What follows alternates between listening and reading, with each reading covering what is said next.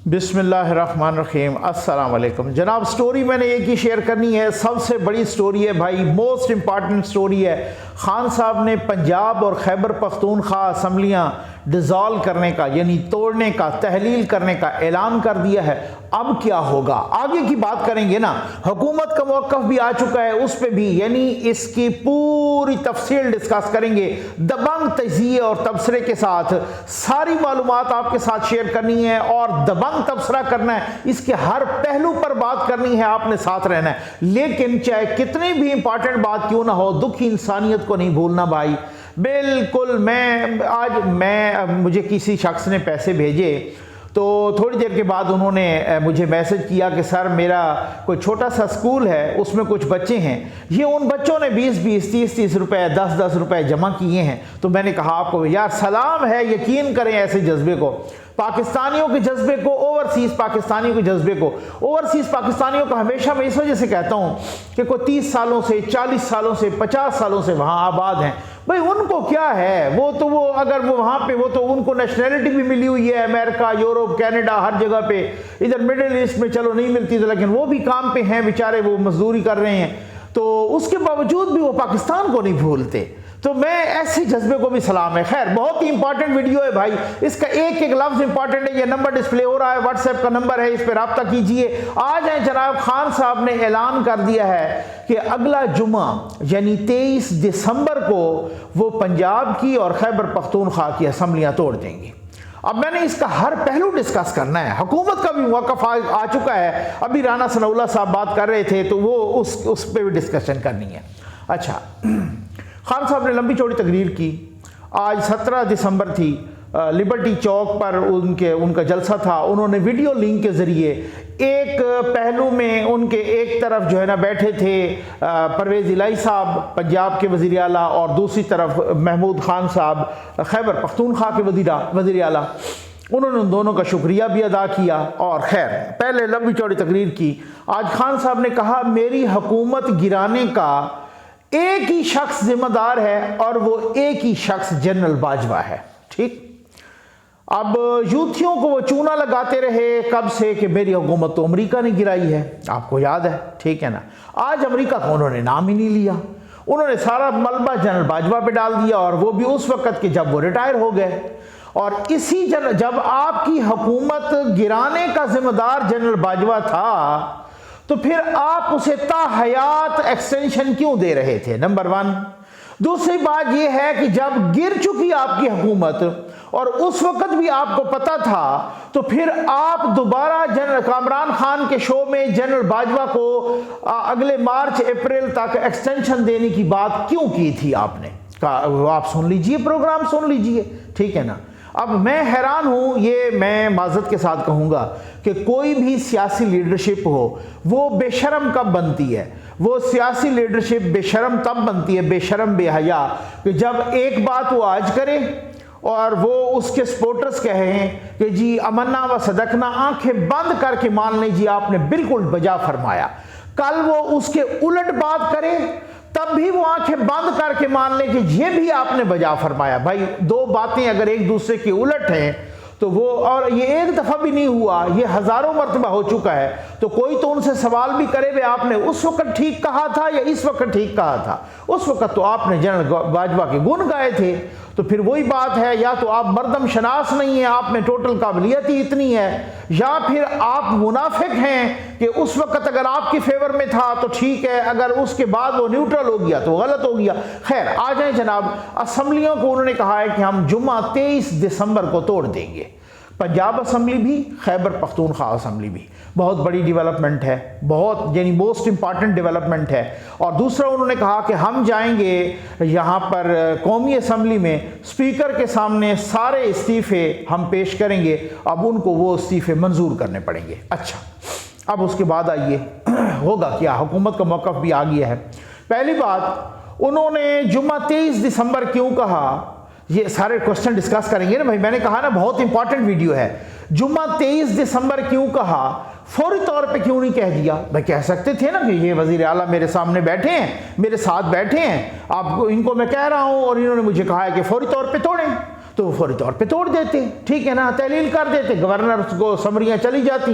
Governor क्या करते, ज़्यादा से ज़्यादा कुछ घंटों तक या कुछ दिनों तक रोक लेते, उसके बाद क्या होता, कुछ भी ना होता। अच्छा ठीक है ना, असेंबली टूट जाती। लेकिन क्यों कहा, क्या कोई फाल निकाला है? वैसे सवाल है ना भाई, ठीक हो गया ना, जुम्मे को क्यों कहा है कि 23 दिसंबर को तोड़ेंगे, आज ही क्यों नहीं कहा, हफ्ता आगे क्यों कर दिया? अच्छा, क्या कोई और ब्लैकमेलिंग के टूल के तौर पे इस्तेमाल करना है? कुछ तो है ना, सवालात तो उठेंगे ना। अच्छा, अब उसके बाद आ जाएं कि अब अगर हुकूमत के ऑप्शंस क्या हैं, क्या परवेज इलाही को कल्टी तो नहीं मार जाएंगे, ठीक है ना? अगर नहीं मार, ये तो क्वेश्चन मैं कर रहा हूँ ना, मैं वैसे ही मतलब आपको बताया ना कि कोई सवाल तो होना चाहिए, सवाल ना हो तो सवाल शुरू हो जाता है। अब हुकूमत के ऑप्शंस क्या हैं भाई?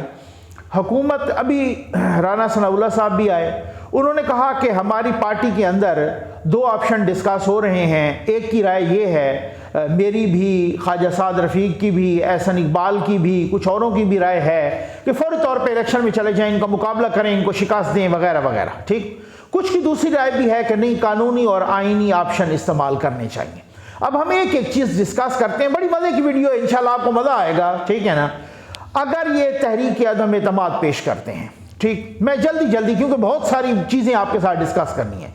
अगर ये तहरीक अदम एतमाद पेश करते हैं तो ठीक है, पेश तो हो जाएगी। पेश करने के लिए तो वही थोड़ी सी परसेंटेज होती है, गालिबन 20% वो जमा हो जाती है और फिर उसके बाद तहरीक अदम एतमाद पेश हो गई। असेंबली नहीं तोड़ सकते जब तक तहरीक अदम एतमाद का कोई फैसला ना हो। अगर वो पेश करते हैं तो उसके लिए मुश्किलात क्या हैं? मुश्किलात ये हैं कि पहले तो नून लीग के अपने जो 18 मेंबरान हैं वो सस्पेंड हुए हैं। चले, अगर वो अदालत से बहाल हो भी गए इस दौरान, तो फिर कौन सा बंदा आएगा? क्योंकि और तो सुप्रीम कोर्ट का फैसला आया हुआ है कि अगर पीटीआई वाले ने किसी ने दे दिया तो फिर तो डेफिनेटली वो तो उनको वोट दिया तो वो तो नाअहल हो जाएगा या डिसीट हो जाएगा, ठीक हो गया। और उसको दूसरी बात है कि उसका वोट गिना भी नहीं जाएगा। और वजीर आला की जो अदम एतमाद या एतमाद जो कुछ होता है वो शो ऑफ हैंड से होता है या लॉबी में जाते हैं लोग, ये तो मुझे बहुत मुश्किल लगता है। सिर्फ थोड़ा से दिन डिले किया जा सकता है, और मसलन जुमे को न तोड़नी है, जुमेरात को ये जमा करवा दें तो 5-7 दिन 10 दिन और डिले कर लेंगे। इसके बाद क्या होगा? दूसरा ऑप्शन ये गवर्नर को कहे, हाँ ये है कि अगर स्पीकर के खिलाफ अदम एतमाद आती है तो स्पीकर की चूंकि खुफिया राय शुमारी होती है उसमें कुछ हो सकता है, कोई बड़ा अपसेट हो जाए कोई इस तरह से, लेकिन उसका कोई फ़ायदा फ़िलहाल नहीं है। वो फ़ायदा ये है कि वज़ीर आला के खिलाफ आए और ये कम अज़ कम, क्योंकि इनके 6 वोट कम हैं, ठीक है। अच्छा, उसके बाद अगर वो 6 वोट कम हैं, वो 18 भी बहाल हो जाएं और जो क्यू लीग वाले 6 हैं वो इधर आ जाएं, और वो आपको पता है वो धड़ा बड़ा है, तो ये कोई पॉसिबिलिटी निकल सकती है। खैर, ये सारे इम्कानात डिस्कस करने हैं ना। ये है अदम एतमाद। अब है एतमाद का वोट, वो गवर्नर ने कहना होता है। वो अगर गवर्नर कह दे कि जी आप एतमाद का वोट लें, कुछ लोग गायब हो जाएं, वो 6 गायब हो जाएं या कुछ पीटीआई के गायब हो जाएं, वो एतमाद का वोट नहीं ले सकेंगे। लेकिन फिर अगर वो एतमाद का वोट नहीं ले सकेंगे तो फिर अगले जो लीडर ऑफ अपोजिशन होता है, फिर गवर्नर उसको कहता है कि जी आप फिर एतमाद का वोट लें। ये नहीं ले सके, ये फेल हो गए हैं, अब नया कायदे ईमान चुनने के लिए उनको मौका दिया जाता है। तो वो अगर होंगे तो फिर वो एतमाद का वोट कैसे लेंगे? 80 के 80 उनके अपने पूरे होने चाहिए, 180 उनके अपने पूरे होने चाहिए, और 6 उनको फिर यहाँ से काफ लीग से हिमायत होनी चाहिए, तब वो एतमाद का वोट ले सकते हैं, ठीक हो गया, जो उनका वजीर आला होगा। ये मैं सारे ऑप्शंस डिस्कस कर रहा हूँ। अच्छा, अब एक और ऑप्शन है जो यहाँ पर गवर्नर राज का ऑप्शन है। अच्छा, है वो भी आईनी ऑप्शन है। ऑप्शन बहुत मुश्किल है। ऑप्शन इसलिए मुश्किल है कि जनाब वो आपको पता है 18वीं तरमीम में गवर्नर राज लगाना बहुत मुश्किल हो गया था, लेकिन फिर भी लग सकता है। उसको अगर अदालतों ने उड़ा भी दिया तो महीना 2 महीने उसमें गुजर सकते हैं, कोई स्टे, कोई इधर उधर, ये हो सकता है। अगर वो महीना 2 महीने के बाद फिर असेंबलियाँ टूटती हैं तो फिर उसके बाद 90 दिन और मिल जाएंगे, तो इसका मतलब 5-6 महीने खींचे जा सकते हैं। ये भी हो सकता, ये एक ऑप्शन है ना। मैंने आपको बताया ना, सारे ऑप्शन डिस्कस करेंगे आज, ठीक है। अब आखिरी ऑप्शन के तौर पर, जब कोई भी ऑप्शन यहाँ पे वो ना हो, एक ऑप्शन और भी है कि जुमे तक एक हफ्ता है ना तकरीबन, इस दौरान परवेज़ इलाही साहब कल्टी मार जाएं और वो इनके इधर उनकी अगर दाल गल गई, क्योंकि राना सनाउल्लाह साहब ने कहा है कि अब तक हमारी पार्टी में परवेज़ इलाही की कोई कबूलियत नहीं है, मियाँ नवाज शरीफ नहीं मान रहे। ये खबर मैंने आपको पहले भी दी थी, बहुत पहले, ठीक हो गया ना। उन्होंने कहा कि अगर हमारी पार्टी में कोई उनकी कबूलियत हो जाती, उनकी कोई दाल गल जाती, तो वो इस तरह से ना करते, आज वो खान साहब को ठींगा दिखा देते। ठीक है, समझ आ गई।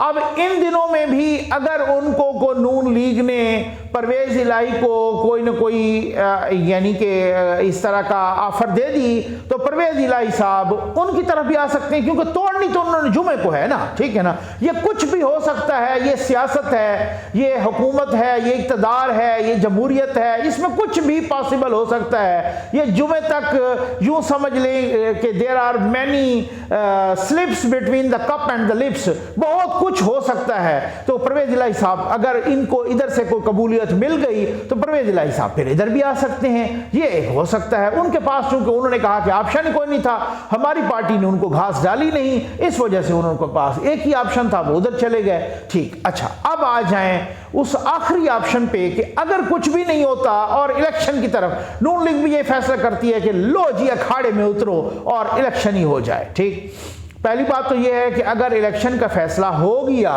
तो फिर ये बात याद रखिए कि मियां नवाज शरीफ साहब को फौरन वापस आना पड़ेगा, मरियम नवाज साहबा को फौरन वापस आना पड़ेगा।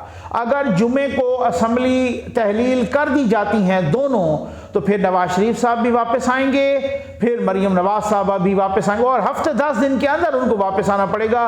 वो हिफाजती ज़मानत करवाएंगे, और उस तरीके से अब जब वो हिफाजती ज़मानत करवाएंगे तो होगा क्या, उसमें क्या हो सकता है कि जब वो आएंगे तो जाहिर है फिर उनकी बेल हिफाजती एक्सटेंड भी हो सकती है, वो महीना भी एक्सटेंड हो सकती है, इस तरह से 14-14 दिन के लिए एक्सटेंड हो जाती है, कोई वो नहीं है। अगर उसके बाद भी उनकी गिरफ्तारी नहीं होती, वो जलसे पूरी आबोताब के साथ करते हैं। मरियम नवाज साहब भी ताबड़तोड़ जलसे करती हैं, उनके बाकी भी करते हैं, जोड़ तोड़ भी होता है, बहुत सारे अलायंसेस भी बनेंगे, बहुत सारी चीजें उनको खाम खा आना पड़ेगा, अदरवाइज इसके अलावा कोई चारा नहीं है। क्योंकि अगर कौमी असम्बली से भी इस्तीफे मंजूर हो गए, वहां पंजाब असम्बली भी टूट गई, वहां पे खैबर पख्तूनख्वा भी टूट गई, सब कुछ ये हो गया तो बहुत बड़ा इलेक्शन होगा। कौमी असम्बली नहीं टूट रही, ये बिल्कुल पक्की बात है, कैटेगोरिकली हुकूमत ने कह दिया है। अब जब कौमी असम्बली नहीं टूट रही तो गवर्नर वहाँ पे है, पंजाब में भी नून लीग का, और खैबर पख्तूनख्वा में भी इत्तेहादियों का मौलाना साहब का गवर्नर है, ये भी जहन में रखिएगा। जो कौमी ये असम्बलियाँ टूटेंगी तो मुझे नहीं लगता कि इनमें कोई केयर टेकर के हवाले से कोई इत्तफाक राय हो पाएगा, और जब हुकूमत और अपोजिशन में केयर टेकर यानी निगरान हुकूमत के हवाले से कोई इत्तफाक राय ना हो पाए तो फिर इलेक्शन कमीशन ऑफ पाकिस्तान वो केयर टेकर सेटअप बनाती होती है। फिर खान साहब चाहे चीखते रहें या चाहे उल्टे होके खड़े हो जाएं, इलेक्शन कमीशन ही बनाएगा, जिस इलेक्शन कमीशन को वो दिन रात गालियां निकालते रहते हैं, गालियां देते रहते हैं। तो वो उसमें भी आप जरा जहन में रखना है। और सब कुछ सेक्रेटरीज को, आईजीज को डायरेक्ट यूं समझ लीजिए कि फेडरल गवर्नमेंट कंट्रोल करती है, गो के उन पोस्टिंग ट्रांसफर्स पे तो डेफिनेटली जो है ना वो होता है उस हवाले से, लेकिन फिर भी वो फेडरल गवर्नमेंट का दोनों सूबों में असर रसूख ज़्यादा बढ़ जाएगा, ये हर किसी को पता है। थ्रू गवर्नर आप कह लें, थ्रू चीफ सेक्रेटरीज कह लें, थ्रू आईजीज कह लें, कुछ भी कह लें, तो उस हवाले से वो होता है। अब जलसे करेंगे, इस दौरान हैं 90 दिन, तो कम से कम ना कि 90 दिन के जब असम्बलियां मुद्दत पूरी होने से पहले तोड़ दी जाएं तो 90 दिन के अंदर अंदर इंतखाबात कराने होते हैं। अब इसमें 90 दिन के अंदर से मुराद ये है कि हो सकता है कि 70 दिन गुजार के या 80 दिन गुजार के किए जाएंगे, ये तो अपना इलेक्शन कमीशन की मर्जी है।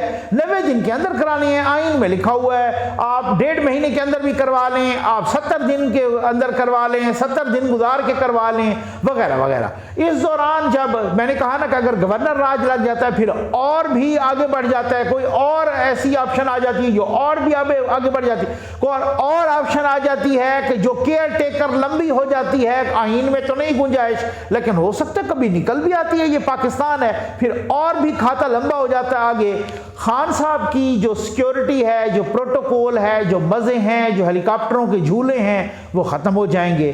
खान साहब गिरफ्तार भी हो सकते हैं। खान साहब इस दौरान उनके केसेस एक्सपीडाइट होके वो नाअहल भी हो सकते हैं। जब खान साहब नाअहल हो गए, उस इलेक्शन पे बहुत बड़ा असर पड़ना है, क्योंकि ये सिर्फ 371 सीटें तो पंजाब असम्बली की होंगी ना, तकरीबन को 175, 70 या 78 यहाँ कौमी असम्बली की होंगी, इसी तरह से खैबर पख्तूनख्वा की। तो ये बहुत बड़ी सीटें होंगी, कोई 1-2 सीट तो होगी नहीं कि खान साहब सारी सीटों पे खड़े हो जाएं और वो खुद ही लड़ें। अब तो वो ला भी आ गया है, उन्होंने कानून के 2 से ज़्यादा पे आप लड़ नहीं सकते, तो खान साहब ज़्यादा से ज़्यादा 2 पे लड़ सकते हैं। तो अब आएगा मज़ा, और ये होगा कि क्या इतना सारा अगर टाइम है और इस दौरान अगर खान साहब नाअहल हो गए तो फिर क्या होगा। उधर से तकरीरें करने का मौका मिल गया नवाज शरीफ को, उन्होंने 10 जलसे कर दिए तो बहुत बड़ा असर पड़ेगा। नो डाउट वो काफी अरसे के बाद आ रहे हैं, जोड़ तोड़ भी होगा। अच्छा, इसमें एक अलायंस भी सुन रहे हैं कि परवेज इलाही साहब ने भी कहा है जनाब के तकरीबन कोई 30 सीटें या कितनी सीटों पर हमारे मुकाबले में बंदे खड़े न किए जाएं। वहां भी अगर वो बंदे खड़े नहीं करते बिलफर्ज, खान साहब को पता नहीं यू टर्न भी ले लें, बंदे खड़े कर दें, लेकिन अगर वो बंदे खड़े नहीं भी करते तो फिर क्या गारंटी है कि काफ लीग के सारे जीत जाएंगे? फिर क्या गारंटी है कि पीटीआई वाले सारे काफ लीग को वोट दे देंगे? यहाँ पर इत्तेहाद खुद इन हुकूमत वालों के दरमियान नून लीग और पीपल्स पार्टी के दरमियान भी बनेगा, सीट एडजस्टमेंट भी होगी, जनूबी पंजाब में भी खास तौर पे सीट एडजस्टमेंट होगी। ये अखाड़े में उतरेंगे। इनको टेक्निकली एक इलेक्शन कमीशन ने और भी लॉ पास कर दिया है और उन्होंने कह दिया, उन्होंने वो कर दिया, फैसला कर दिया है कि वो जो एजेंट होगा, जो पोलिंग एजेंट, उसका भी उसी हल्के से होना जरूरी है। ये भी पीटीआई को एक तरह का नुकसान हो रहा है। तो अब इतना आसान नहीं होगा पीटीआई का दोबारा इलेक्शन, यानी कि असम्बलियां तोड़ के दोबारा उतनी ही अक्सरियत में वापस आना। बहुत दिलचस्प है कि ये जुमे तक क्या होता है। एक एक चीज का तज्जिया और तबसरा और न्यूज इंशाअल्लाह इसी तरह क्रिटिकल एनालिसिस के साथ, एक कंप्लीट एनालिसिस के साथ आप तक पहुंचाते रहेंगे। उम्मीद है आपको वीडियो पसंद आई होगी। आपका बहुत बहुत शुक्रिया।